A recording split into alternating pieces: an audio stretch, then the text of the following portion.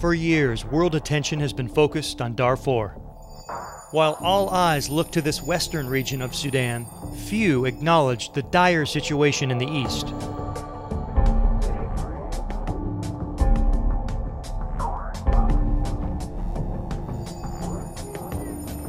Despite the rugged beauty of the Kassala Mountains, the warm, hospitable people, smiling faces, and singing children,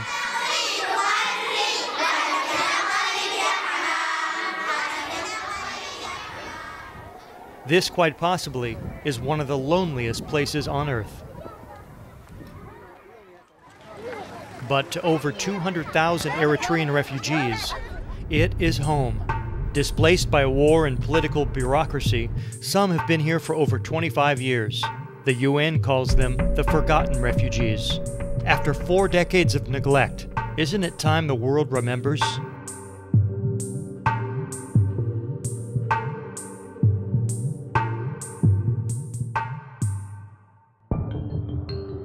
In July 2008, Healing Bridges made a commitment to remember the world's longest-standing refugees, the forgotten ones of Sudan. They embarked upon a month-long journey to the East Sudan region of Kassala. Despite monumental challenges, it was something Healing Bridges founder Zebiba had to do. After all, she too was a forgotten refugee. Fortunate to make it to the U.S. as a teenager, this is her first time returning to the camps. It's been 30 years, and I remember this mountains that we sitting on, and even though I left the first 13, 14 years of my life, it made me who I am. And also as an Eritrean, it's not something that you forget what happened to the country, to the history, to the people. So the people that in the refugee camp, the people that here in Kassala that suffering is like really part of my body. She and her team focused on making a difference in the lives of the people the world has forgotten. I look at the world so differently. Everything I do has changed. As cliche as that sounds, it's up to us to make a difference for these people, and it really is the smallest steps that could change our lives.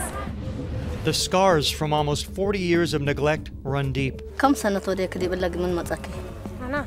She's been here for 25 years. She has 1 boy and 1 girl, and they built a little hut for her, and this is her home. Some days, they have food to eat. Some days they don't, and they just do what they can to feed their children. Daily life in a refugee camp is challenging at best. Each forgotten refugee faces the challenge of avoiding malaria, malnutrition, cholera, dehydration, and starvation. But greater than these challenges is the spirit of the Eritrean people. Never a hand out. Their hands are up, waving, smiling, and participating with hope for a better tomorrow. Their needs are basic: clean drinking water, medical supplies, and only through education can their long-term goals of self-sufficiency and quality of life be met. The very interesting thing is the change in the desire for education that is happening in many countries in Africa. That gives the people hope that if they then can get their children educated and become educated themselves, they will then have a chance to progress in this world and become competitive in this world, and take advantage of the enormous opportunities that the world offers if one is prepared. But education isn't free. The reality is most refugee mothers have to choose between educating or feeding their children. My children, they always ask, don't spend money because we want to go to school. They want to school instead of feeding. And I am afraid that they will fall sick if they don't find food, you see. Everybody is living from hand to mouth. So we don't have the chance to take our children to the school. About healing bridges, it's so well suited to get right into the society and get working, get the programs going. So that can take many, many, many years, and it won't for healing bridges, because Zebiba knows the country, knows the people, knows the politics, knows where the needs are. She is very, very well informed in this, and she has a heart of gold. Healing Bridges is partnering with local aid agencies and government officials to fast-track the change the forgotten ones of Sudan have desperately been dreaming of. The progress is happening. I see it and I feel it, and the people that are helping us here are just incredible. Change that will guarantee a brighter tomorrow for girls like...